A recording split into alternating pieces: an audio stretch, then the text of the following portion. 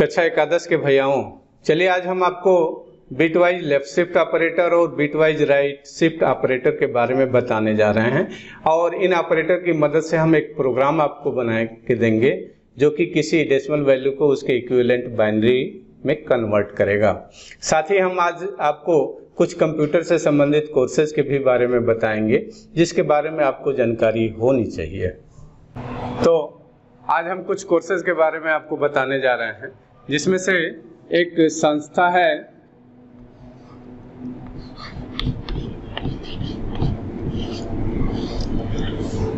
Ministry of human resource and development, मानव संसाधन विकास मंत्रालय की एक संस्था है जिसका नाम है DOE-SEC सोसाइटी।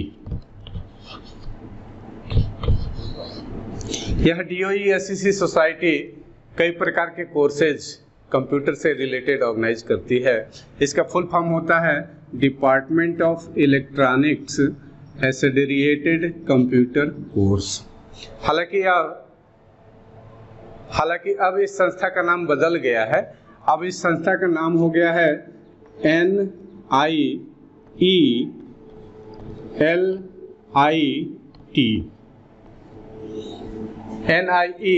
NIELIT और मानव संसाधन विकास मंत्रालय का भी नाम बदल गया है। अब वह शिक्षा मंत्रालय हो गया है। NIELIT का फुल फॉर्म होता है national institute of electronics and information technology. यही वो संस्था है जो CCC का कोर्स ऑर्गेनाइज करता है। CCC का फुल फॉर्म होता है कोर्सेज ऑन कंप्यूटर कॉन्सेप्ट। यह DOE-SEC सोसाइटी या NIELIT 4 प्रकार के कोर्सेज ऑर्गेनाइज करती है, जिसमें पहला कोर्स है O लेवल, दूसरा है A लेवल, तीसरा है B लेवल और चौथा है C लेवल। यह कुछ कोर्सेज NIELIT ऑर्गेनाइज करती है और जितने भी कोर्सेज यह होते हैं इनमें अगर आप 50% से ऊपर नंबर पाते हैं तभी आप पास होंगे, नहीं तो 50 से नीचे आएंगे तो फेल हो जाएंगे। इंटर के बाद आपका पासिंग परसेंटेज बदल जाता है और वह 50% हो जाता है। O लेवल फाउंडेशन लेवल है,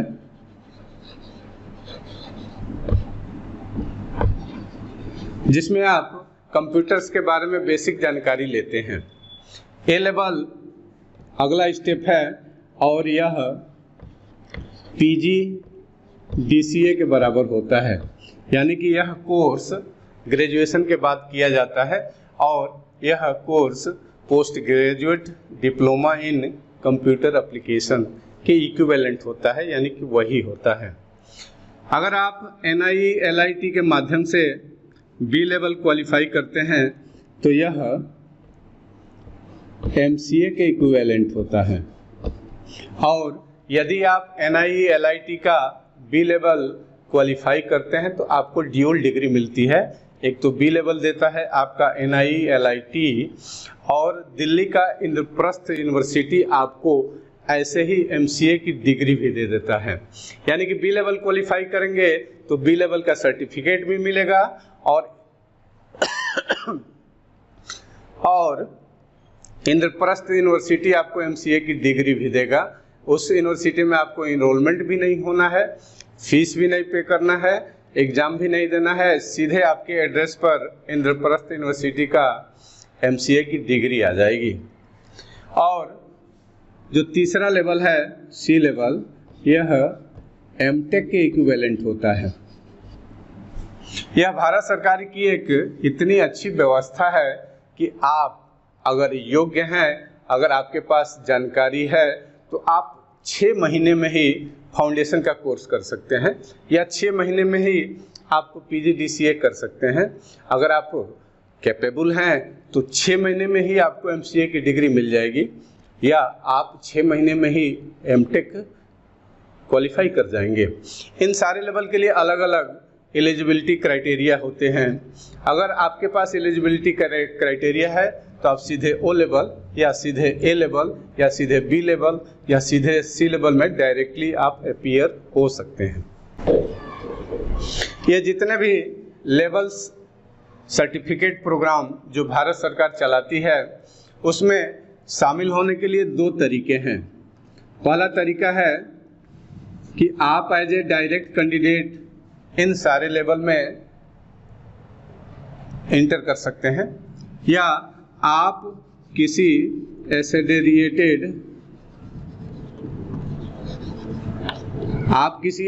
एसेडिएटेड इंस्टीट्यूट द्वारा इन कोर्सेज में शामिल हो सकते हैं। आपके पास अगर ओ लेवल में अपीयर होने की क्वालिफिकेशन है या ए लेवल में अपीयर होने की क्वालिफिकेशन है या बी लेवल में अपीयर होने की क्वालिफिकेशन है तो आप एज ए डायरेक्ट कैंडिडेट आप NIE-LIT में अपने आप को रजिस्ट्रेशन कराएं और अपने क्वालिफिकेशन के अनुसार उस लेवल में आप अपीयर होकर के इन सारे लेवल को क्लियर कर सकते हैं। या बहुत सारे ऐसे इंस्टीट्यूट्स हैं जहां आप किसी पर्टिकुलर लेवल में एंट्री करके और संबंधित लेवल की डिग्री को हासिल कर सकते हैं।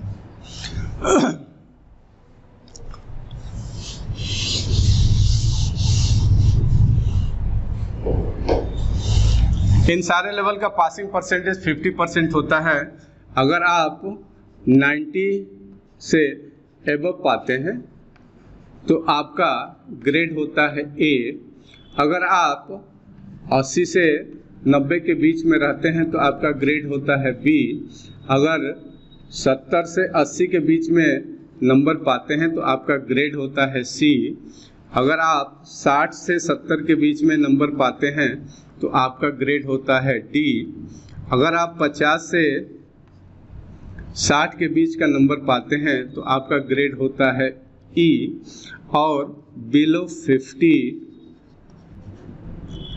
अगर आप आते हैं तो आपका ग्रेड होता है F, यानी कि आप फेल हो गए हैं।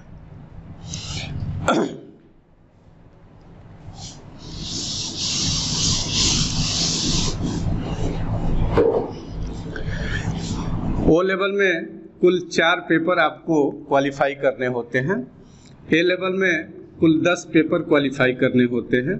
बी लेवल में आपके कुल 17 पेपर होते हैं और सी लेवल में कुल 21 पेपर होते हैं। हम 1998 में ओ लेवल क्वालिफाई किए थे। अगर आप ओ लेवल क्वालिफाई करते हैं तो आप अगले लेवल के लिए एलिजिबल हो जाते हैं। अगर आप ए क्वालिफाई करते हैं तो बी के लिए एलिजिबल हो जाते हैं और बी क्वालिफाई करते हैं तो सी के लिए एलिजिबल हो जाते हैं। अगर आप ओ क्वालिफाई करके ए में जाते हैं तो आपको 3 पेपर की प्रायोरिटी मिलती है और आपको केवल 7 पेपर क्वालिफाई करने होते हैं। उसी तरीके से जितने भी लेवल हैं, अगर एक लेवल से दूसरे लेवल के एग्जाम में आप अपीयर होते हैं तो कुछ पेपर की प्रायोरिटी मिलती है, लेकिन यह सारे लेवल इतने आसान नहीं हैं। जैसा कि हमने आपको बताया कि हम 1998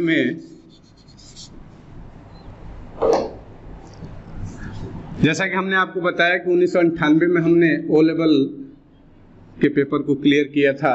इसमें कुल 4 पेपर थे। पहला था इंफॉर्मेशन टेक्नोलॉजी, जिसमें इंफॉर्मेशन टेक्नोलॉजी, इंटरनेट नेटवर्क के बारे में पूछा जाता है। दूसरा पेपर था पीसी सॉफ्टवेयर। पीसी सॉफ्टवेयर में computer fundamental, word, excel, power point और एसएस के बारे में पूछा जाता है। तीसरा काफ़ी इम्पॉर्टेंट होता है और इसका नाम होता है बिजनेस सिस्टम। और चौथा एक लैंग्वेज होता है। 1998 में इसमें 2 विकल्प मिलते हैं। पहला था सी लैंग्वेज और दूसरा था कोबोल।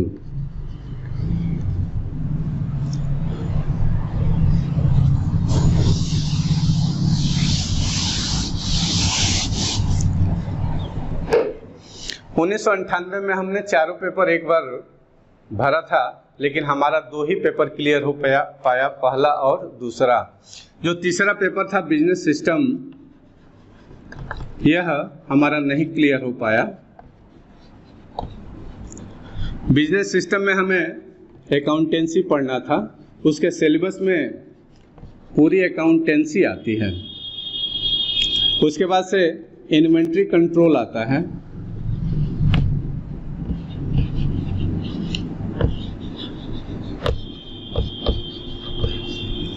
फिर उसके बाद से MIS आता है, यानी कि मैनेजमेंट इंफॉर्मेशन सिस्टम आता है, और इसके सिलेबस में जो चौथी चीज होती है वह DBMS होता है। उस समय फॉक्स प्रो था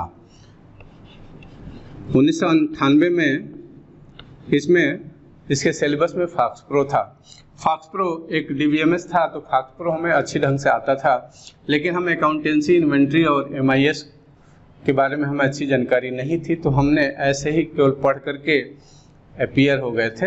हालांकि 50% क्वेश्चन यहाँ से आते हैं और 50% क्वेश्चन फॉक्स प्रो से आते हैं, लेकिन हम तो 50% ही तैयार करके गए थे, और 50% की तैयारी के बाद से आप क्वालिफाई कर जाएंगे यह निश्चित नहीं है, क्योंकि आप 50% पढ़ें और 50% पूरा निकाल लें इसकी गारंटी नहीं होती है। तो यह पेपर हमारा रुक गया था, तो हमने फिर से अकाउंटेंसी काफ़ी डिटेल में पढ़ा, फिर इन्वेंट्री कंट्रोल काफ़ी डिटेल में पढ़ा, और पढ़ते समय थोड़ा सा MIS पढ़े थे, मैनेजमेंट इंफॉर्मेशन सिस्टम, इसको भी हमने पढ़ा, और फॉक्स प्रो तो हमारा तैयार था। तो यह बिजनेस सिस्टम आसानी से निकल गया दूसरी बार। यह जितने भी कोर्सेज होते हैं यह 6-6 महीने पर कंडक्ट होते हैं। पहला जनवरी में होता है और दूसरा जुलाई में होता है। हमने जनवरी में चारों पेपर दिया था, 2 निकला 2 नहीं निकला, तो जुलाई में हमने बाकी 2 दे करके और अपना O लेवल क्वालिफाई कर लिया।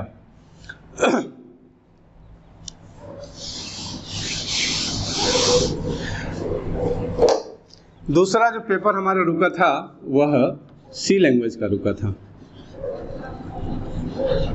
सी लैंग्वेज, और सी लैंग्वेज की हमारी तैयारी वैसी ही थी जैसे आप लोग पढ़ते समय किसी लैंग्वेज को पढ़ते हैं। हम भी डिटेल में सी लैंग्वेज नहीं पढ़े थे, लेकिन यहाँ जितने भी कोर्सेज होते हैं उसके जो क्वेश्चन पेपर्स में क्वेश्चंस आते हैं वह काफ़ी डिफ़िकल्ट आते हैं। और वैसे भी सी लैंग्वेज एक कठिन प्रोग्रामिंग लैंग्वेज है। सी के बारे में हमने आपको बताया है कि सी की तुलना एक मिर्ची से की जाती है कि अगर आप मिर्ची खा लें तो आपके मुंह से सी की आवाज़ आती है। उसी तरह से यह ऐसी प्रोग्रामिंग लैंग्वेज है जिसको पढ़ना और प्रयोग करना काफ़ी कठिन होता है। जैसे आप लोग जिम में जाते हैं, जिम में जा कर के मेहनत करते हैं और अपने बोन्स एंड मसल को बूस्ट करते हैं, उसी तरह से जितने भी डेवलपर्स होते हैं वह सी लैंग्वेज सीखते हैं, और इसलिए सीखते हैं कि उनके अंदर प्रोग्रामिंग स्किल डेवलप हो। आज भी सी लैंग्वेज सीखा जाता है। आज सी लैंग्वेज के इन्वेंशन की हुए करीब 50 साल हो गए, लेकिन आजकल के भी डेवलपर्स सी लैंग्वेज को पढ़ते हैं, और इसीलिए पढ़ते हैं कि उनके अंदर प्रोग्रामिंग स्किल या प्रोग्रामिंग टेक्निक बूस्ट हो। सी के क्वेश्चन काफ़ी कठिन आए थे और हमें सी को काफ़ी बारीकी से पढ़ना पड़ा। सी को बारीकी से पढ़ने के लिए हमने एक किताब का यूज किया था जिसका नाम था लेटस सी। सी लैंग्वेज की यह काफ़ी पॉपुलर किताब है। इसको एक IITian ने लिखा है जिसका नाम है YP कनेटकर। इनका पूरा नाम है यशवंत प्रभाकर कनेटकर। यशवंत प्रभाकर कनेटकर ने एक किताब लिखा है लेटस सी, जो सी लैंग्वेज के लिए काफ़ी पॉपुलर है, और जितने भी लर्नर्स हैं वो लेटस सी के माध्यम से सी लैंग्वेज को सीखते हैं। चूँकि हमारा पेपर रुक गया था इसलिए हमने लेटस सी को पढ़ना शुरू किया और सी लैंग्वेज को काफ़ी बारीकी से पढ़ा, और यहीं पर हमें एक फंक्शन मिला शोबिट फंक्शन। शोबिट एक ऐसा फंक्शन था जो किसी इंटीजर को बाइनरी में कन्वर्ट करता है। जिस प्रोग्राम को आज हम आपको पाइथन में बताने जा रहे हैं उस प्रोग्राम को यशवंत प्रभाकर कनेटकर ने सी में लिखा है और एक शोबिट नाम का फंक्शन बनाया है, जिसमें वो बिट वाइज ऑपरेटर के मदद से आपको किसी इंटीजर को बाइनरी में कन्वर्जन का तरीका बताया है। हालांकि अगर आप लेटेस्ट सी में जाकर के 100 बिट फंक्शन खोजेंगे और जो प्रोग्राम है उसको अगर सी के आईडी में बनाएंगे तो नहीं रन करेगा। उस किताब में भी एक गलती है, हम उस प्रोग्राम को सी के आईडी में लिखा और रन कराए तो वो नहीं रन कर रहा था। तो हमने थारोली उसको चेक किया और फिर से 100 बिट फंक्शन को रन कराया।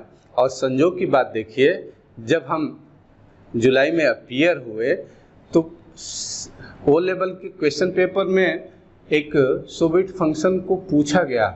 उसमें कहा गया किसी में एक प्रोग्राम लिखिए जो कि इंटीजर को बाइनरी में कन्वर्ट करता है। Write a program to convert an integer into binary. तो हमने चूंकि 100 बिट फंक्शन को यूज किया था, बनाया था प्रोग्राम, इसलिए वो प्रोग्राम हमने आसानी से बना लिया। और जो सहयोगी जो हमारे साथ परीक्षा दे रहा था उसने आश्चर्य जताया कि आपको कैसे पता चल गया कि यह प्रोग्राम आने वाला है कि इंटीजर से बाइनरी में कन्वर्जन। तो यह उसको आश्चर्य हुआ कि आपने एक प्रोग्राम बनाया इंटीजर से बाइनरी कन्वर्जन का, वो आपके एग्जाम में आ गया। तो यह एक सहज संयोग था कि हमने यूआईपी कनेक्ट करके 100 बिट फंक्शन को अपने कंप्यूटर में रन कराया था और मेरा सौभाग्य था कि वो प्रोग्राम आया और हमने उस प्रोग्राम को लिख दिया। यह मेमोरी हमारे साथ जुड़ी हुई है। आज हम आपको पाइथन में इस 100 बिट फंक्शन या इस प्रोग्राम को बताने जा रहे हैं जहां पर आप किसी इंटीजर को बाइनरी में कन्वर्ट करेंगे। हालांकि पाइथन तो एक बहुत ही आसान प्रोग्रामिंग लैंग्वेज है जिसमें आप बड़ी आसानी से इंटीजर को बाइनरी में कन्वर्ट कर सकते हैं, लेकिन हमें बिट वाइज ऑपरेटर की मदद से इसको इम्प्लीमेंट करना है, तो थोड़ा सा टिपिकल है। तो चलिए हम कन्वर्जन करते हैं।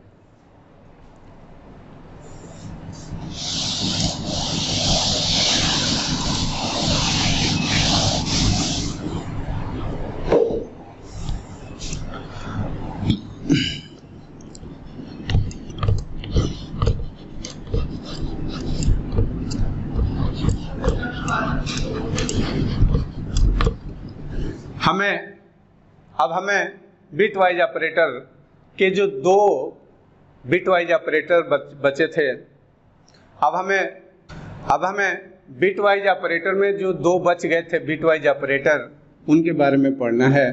पहला था bitwise left shift operator और bitwise right shift operator. Bit wise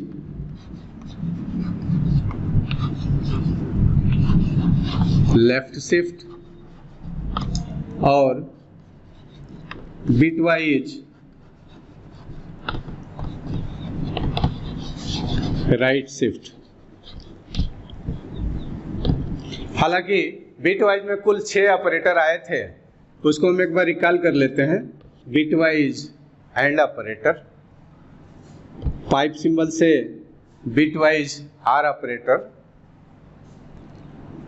exclamation से बिटवाइज नॉट ऑपरेटर और टिल्ड से बिटवाइज वंस कंप्लीमेंट ऑपरेटर। इन चारों ऑपरेटर के बारे में हम लोगों ने नेक्स्ट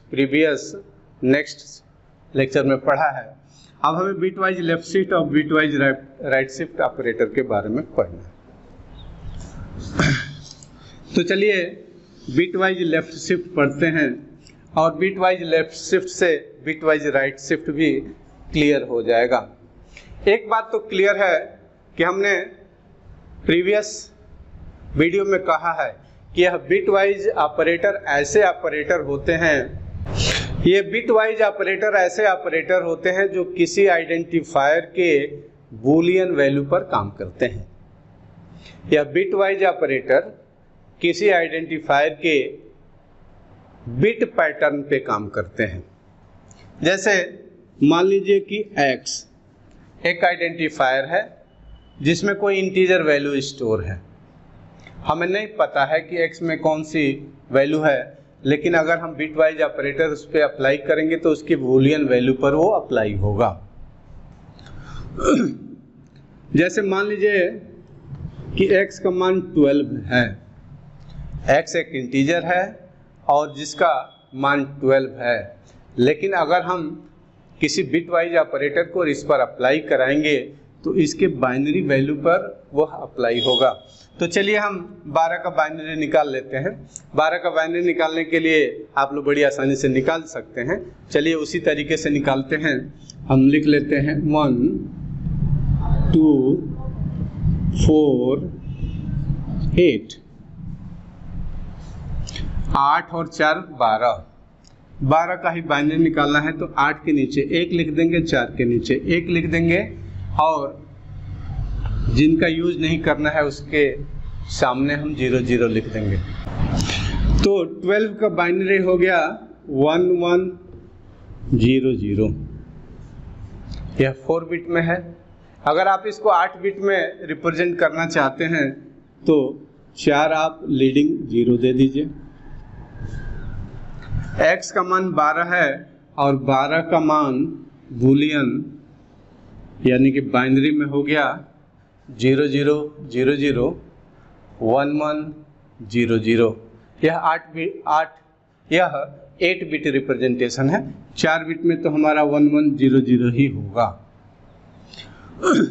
अगर हम लिखते हैं y equal to x left shift 2, तो ये क्या करेगा, जो x का मान है उसका जो बाइनरी वैल्यू है उसके लेफ्ट से उसके बाइनरी वैल्यू के जितने भी डिजिट हैं उनके लेफ्ट से इतने डिजिट बाइनरी 0 सप्रेस कर देगा। ध्यान से सुनिए, x जो वेरिएबल है उसका जो मान है उसका जो बाइनरी वैल्यू है उसके लेफ्ट से यानी कि इसके बिट पैटर्न को लेफ्ट शिफ्ट करेगा और लेफ्ट शिफ्ट करने के लिए पीछे से 2 0 लीडिंग सप्रेस करेगा। यानी कि इसके जितने भी बिट वैल्यू हैं वो लेफ्ट की तरफ शिफ्ट होंगे और कितने पोजीशन शिफ्ट होंगे, 2 शिफ्ट होंगे और 2 पोजीशन पे 0 लगेगी। क्योंकि 8 बिट रिप्रेजेंटेशन करना है तो y का मान अब ये हो गया। y जो x का 12 मान था उसमें लेफ्ट से 2 0 सप्रेस किया गया तो पोजिशनल वैल्यू चेंज हो गई। अब ये कितने का बाइनरी हो गया, 1 2 4 8 16 और 32। ये कितना का हो गया, 6 2 8, ये 48 हो गया। y का मान 48 हो गया।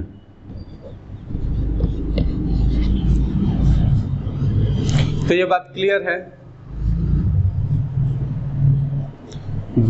Bit wise left shift operator किसी आइडेंटिफायर के बाइनरी वैल्यू को लेफ्ट की तरफ शिफ्ट करता है और दाहिने से उतने 0 सप्रेस करता है। Bit wise left shift operator किसी आइडेंटिफायर के वैल्यू के बाइनरी वैल्यू को लेफ्ट शिफ्ट करता है और bitwise left shift operator किसी आइडेंटिफायर की वैल्यू के बाइनरी वैल्यू को लेफ्ट शिफ्ट करता है और दाहिने से उतने 0 सप्रेस करता है। ये बात क्लियर हो गई। वही काम आपका राइट शिफ्ट ऑपरेटर करेगा, bitwise right shift operator करेगा। Bitwise right shift operator किसी आइडेंटिफायर के वैल्यू के इक्विवेलेंट बाइनरी वैल्यू को राइट शिफ्ट करता है और लेफ्ट से उतने 0 सप्रेस करता है। लेफ्ट शिफ्ट बाइनरी को लेफ्ट शिफ्ट करेगा, राइट शिफ्ट करेगा। जिधर शिफ्टिंग होगी उसके विपरीत डायरेक्शन से उतने लीडिंग 0 ऐड होंगे।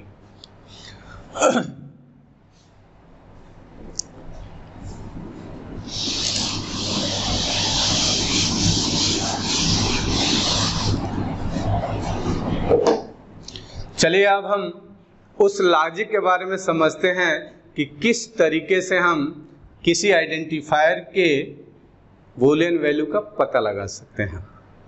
यानी कि x इक्वल टू 12 है तो 12 का बाइनरी हम प्रोग्राम के माध्यम से कैसे कर सकते हैं। जैसे x इक्वल टू 12 है तो इसका बाइनरी हो गया 1100 और 4 लीडिंग 0 दे दीजिए 8 बिट रिप्रेजेंटेशन में। अब हम कैसे बाइनरी कैलकुलेट करेंगे, हम एक वैल्यू ले लेते हैं 1। 1 एक ऐसी वैल्यू है जिसका डेसिमल में भी मान 1 ही होता है, बूलियन में भी मान 1 ही होता है, ऑक्टल में भी मान 1 ही होता है और हेक्साडेसिमल में भी मान वही होता है। 1 एक ऐसी वैल्यू है जिसका जिस भी सिस्टम में यूज करेंगे उसका मान वही रहता है। तो 1 का मान कितना हो गया बाइनरी में, 1 0 0 0 0। 8 बिट में क्या करेंगे, 0 0 0 0। ये हमारा 1 का बाइनरी हो गया। चलिए हम लॉजिक देखते हैं कि कैसे हम x में जो वैल्यू है उसका यह बाइनरी पता लगाएंगे। हम क्या करेंगे, इस 1 को लेफ्ट शिफ्ट करेंगे 8 प्लेसेस से। तो 1 का बाइनरी है 0 0 0 0 0 0 0 1 और इसको 8 दबाएंगे तो इधर से 8 सप्रेशन होगा और नहीं 7 दबाइए, हाँ 1 2 3 4 5 6 7 4 1 2 3 4 5 6 7 8। हम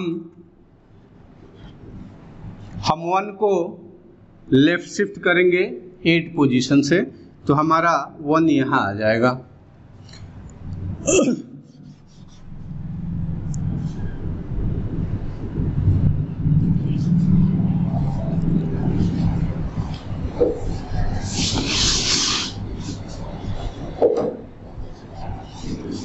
हम y इक्वल टू लिखेंगे 1 लेफ्ट शिफ्ट 8।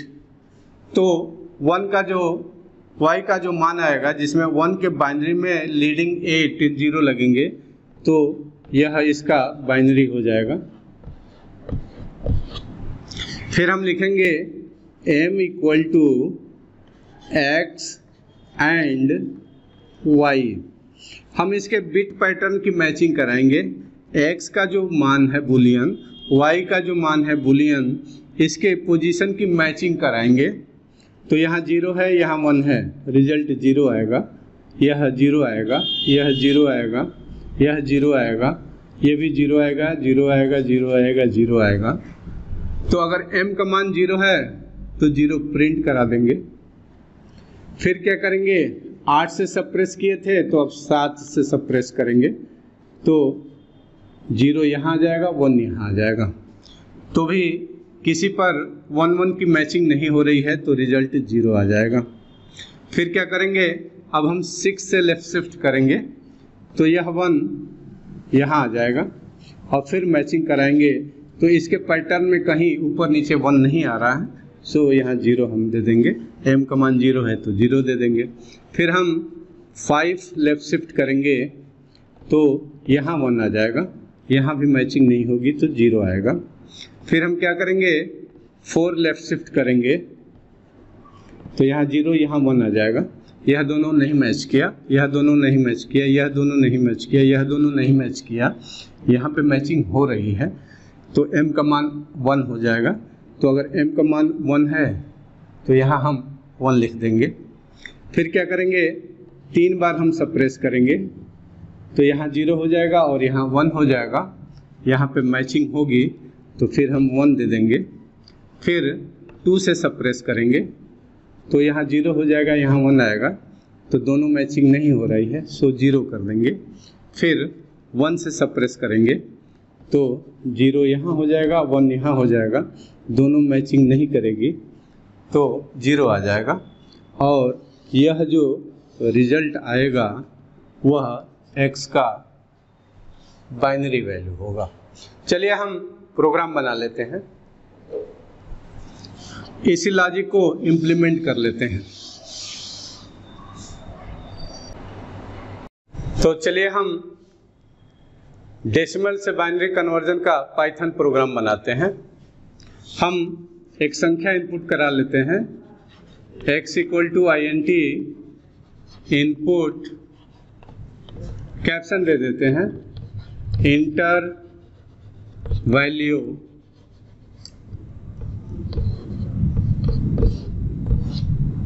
यह कैप्शन आएगा, इसके सामने जो वैल्यू टाइप करके इंटर करेंगे वो x में आ जाएगा। हम एक लूप चलाते हैं फॉर i इन रेंज।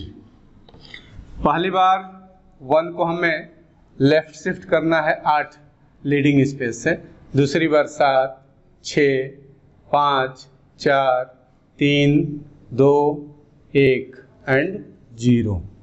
तो हम 8 से स्टार्ट करते हैं।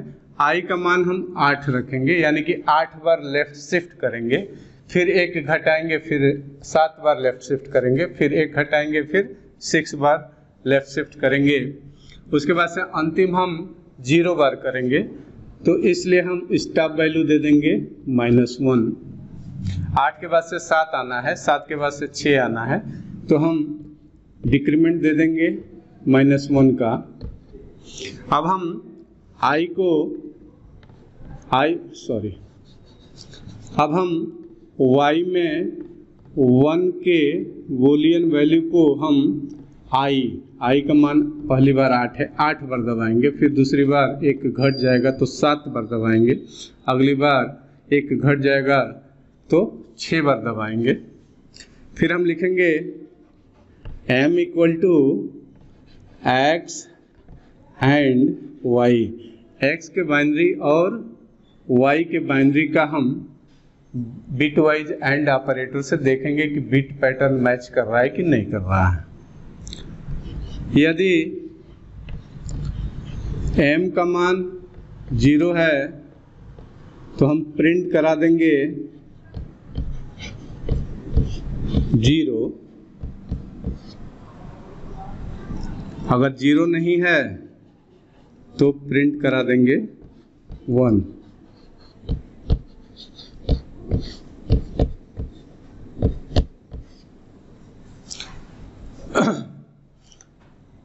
x का मान जो भी होगा उसका बूलियन वैल्यू उसके अंदर स्टोर होगा। i में हम 1 को 8 बार लेफ्ट शिफ्ट करके स्टोर कर लेंगे, दोनों के बिट पैटर्न पे मैच करा देंगे। मैच करेगा तो m का मान 1 आएगा, नहीं मैच करेगा तो m का मान 0 आएगा, 0 आएगा तो 0 प्रिंट कर देंगे, मैच करेगा 1 आएगा तो 1 प्रिंट कर देंगे। चलिए हम इस प्रोग्राम को लैपटॉप पे बना के चेक कर लेते हैं। तो हम अपना आइडल आईडी स्टार्ट करते हैं और फाइल मेनू में जाकर के न्यू ऑप्शन चूज कर लेते हैं और यहाँ हम प्रोग्राम लिखते हैं। हम लिखते हैं x = integer input inter value. हम अपना कैप्शन दे दिए और यह लिख करके आएगा, जो वैल्यू टाइप करेंगे वह x में जाके स्टोर हो जाएगा। अब हम लोग चलाते हैं फॉर i इन रेंज। 8 से स्टार्ट करेंगे, चूँकि 0 तक ले जाना है इसलिए हम स्टॉप वैल्यू 1 बढ़ा करके देंगे, यानी कि -1 करेंगे और एक इटरेशन में एक लूप कंप्लीट होने के बाद से 1 का डिक्रीमेंट करेंगे। फिर हम अपना रेंज फंक्शन बंद कर देते हैं, कोलोन लगाएंगे तो इंडिटेशन होगा। अब हमें y में 1 को पहली बार 8 लेफ्ट शिफ्ट करना है, तो i का मान 8 है इसलिए i लिखेंगे। फिर हम मास्क लेंगे m = x एंड y, तो अगर दोनों के बिट पैटर्न कहीं पर भी अगर मैच किए हैं तो m का मान 1 होगा, अगर नहीं मैच किए होंगे तो m का मान 0 होगा। तो हम चेक कर लेते हैं, यदि m का मान 0 है तो हम 0 प्रिंट करा देते हैं, प्रिंट 0। अगर m का मान 0 नहीं है तो उसका मान होगा 1, तो हम 1 की दशा में 1 प्रिंट करा देंगे। अब हम प्रोग्राम को सेव कर लेते हैं।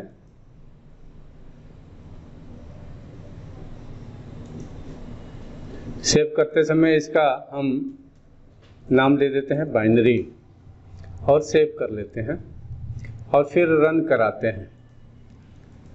रन कराते हैं, पूछ रहा है इंटर वैल्यू, तो चलिए हम 12 भी दे देते हैं और देखते हैं तो रिजल्ट आ गया है 0 0 0 0 0 1 1 0 0, यानी कि एक बिट अधिक आ रहा है, तो एक बिट कम कर लिया जाए। 2 2 4 2 6 2 2 4 2 6 2 8 9 आ रहा है, तो हम एक बिट कम कर लेते हैं, 7 से करके देख लेते हैं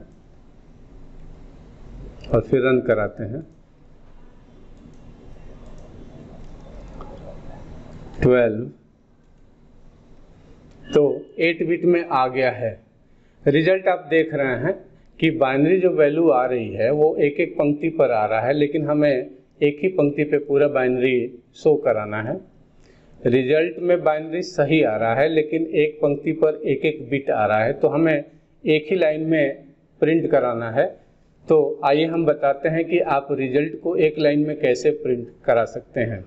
अभी हमने कहा कि आपको हम प्रैक्टिकल में एक नई चीज़ देने वाले हैं, तो चलिए प्रिंट फंक्शन में हम थोड़ा सा परिवर्तन करते हैं। जहाँ 0 लिखे हैं वहाँ लगाएंगे कामा और लिखेंगे end equal to double quotation mark में एक स्पेस देंगे, और यही काम हम दूसरे वाले फंक्शन में भी कर देते हैं। लिखेंगे end equal to double quotation mark में एक स्पेस दे देते हैं।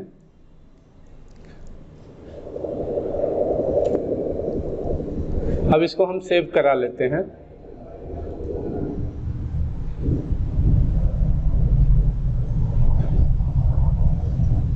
और रन कराते हैं, और इसको रन कराते हैं, देते हैं वही बाइनरी वैल्यू 12। तो देखिए रिजल्ट जो एक एक पंक्ति में आ रहा था वह एक ही लाइन में आ गया है। तो यहाँ जो प्रैक्टिकल में ध्यान देने वाली बात यही है कि पाइथन 3 में अगर आपको लाइन नहीं चेंज करना है तो हम कामा लगा करके लिखेंगे इंड इक्वल टू और डबल कोटेशन या सिंगल कोटेशन मार्क में एक स्पेस दे देंगे, तो आने वाला आउटपुट उसी लाइन में आएगा। हमारे उस पंक्ति पर एक इंड मार्कर नहीं लगेगा और आने वाला जो रिजल्ट है, आने वाला जो भी वैल्यू है वो आगे आएगा। तो यहाँ पर जो हमने इंड जोड़ा है, इस बात को यहाँ पे ध्यान रख लीजिए। पाइथन 2 में तो हम कामा लगा देते थे तो वहीं पर सारी चीज़ें लाइन में आ जाती थी, लेकिन पाइथन 3 में फंक्शन में हम लिखेंगे comma end equal to double quotation mark में एक स्पेस दे देंगे, तो आने वाली वैल्यू उसी लाइन पे आएगी। तो यहाँ रिजल्ट हमारा एक ही लाइन पे आ रहा है। जैसा कि हमने आपको बताया कि यह प्रोग्राम हमारे ओ लेवल के सी वाले पेपर में आया था और वहाँ पर हमें बड़ी खुशी हुई थी और हमने बिट वाइज ऑपरेटर की मदद से अपने इस प्रॉब्लम को सॉल्व किया था। उसके बाद से सन 2003 में हमने MCM में अपना इनरोलमेंट कराया था और हमारा जो स्टडी सेंटर मिला था वह लखनऊ का नेशनल PG कॉलेज मिला था। हमारी पढ़ाई लखनऊ में नेशनल PG कॉलेज में होती थी और नेशनल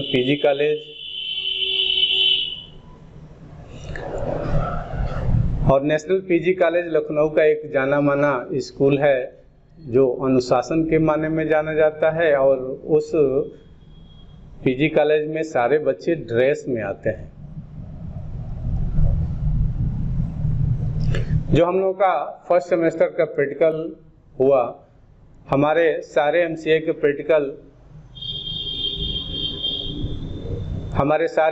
प्रैक्टिकल इलाहाबाद यूनिवर्सिटी में होते थे, जो हमारी यूनिवर्सिटी थी।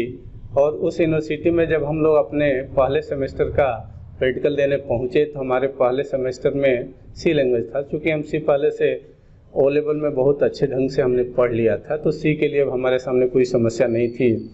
वहाँ जो प्रैक्टिकल लेने वाले थे वो समझे कि ये तो नए स्टूडेंट हैं, किसी तरह से पढ़े होंगे, तो इनका प्रैक्टिकल क्या लेना है। तो हम लोगों को प्रैक्टिकल करने के लिए कह दिया गया कि आप कोई एक सी में प्रोग्राम बना दीजिए, आपको जो आता है वो एक सी में प्रोग्राम बना करके दिखा दीजिए। तो हमने क्या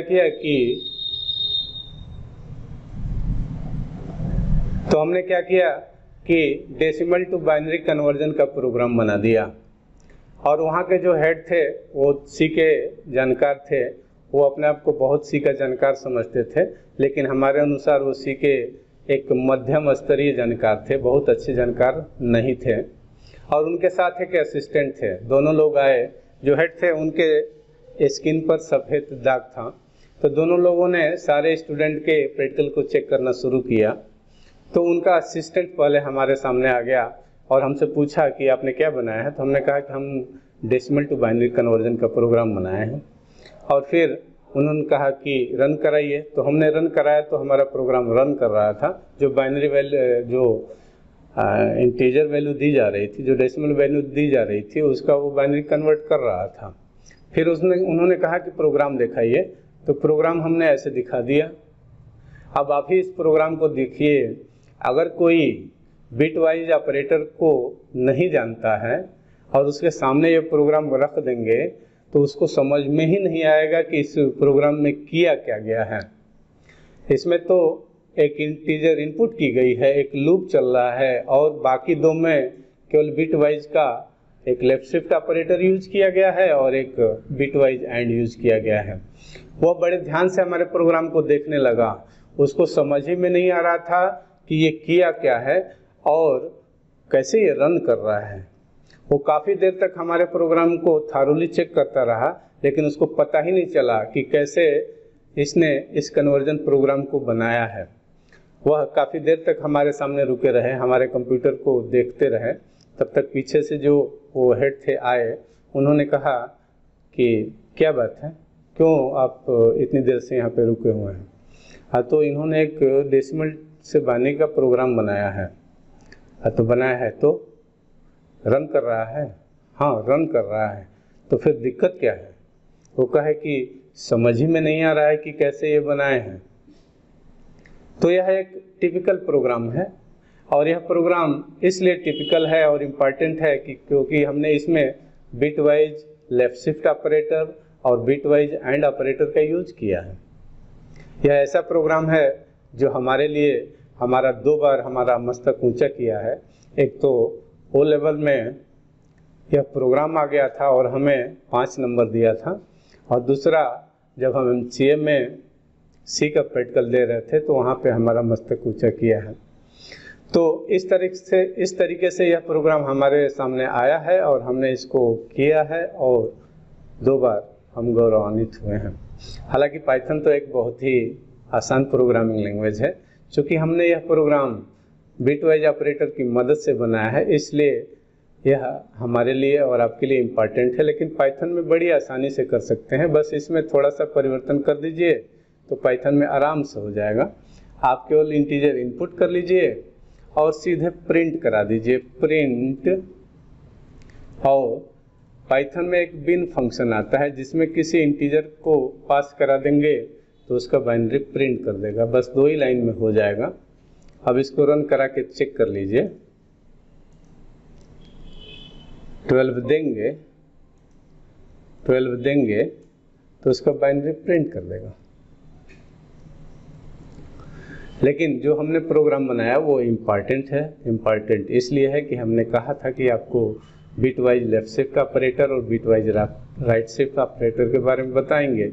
तो हमने जो आपको प्रोग्राम बनाया उसको संभाल करके, बना करके और उसको याद कर लीजिएगा। हो सकता है कि आपके जीवन में कहीं वो आपके मस्तक को ऊंचा करें।